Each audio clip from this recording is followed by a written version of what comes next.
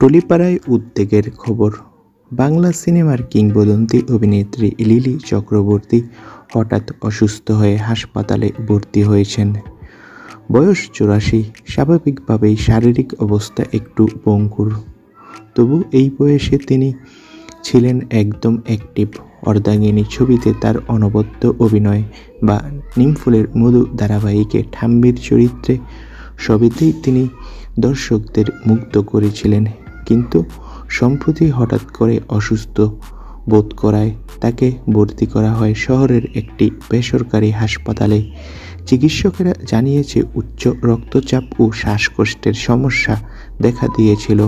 এই খবর ছড়িয়ে পড়তেই অনুরাগীরা, সহকর্মী, শিল্পী মহলে দুশ্চিন্তার সুর।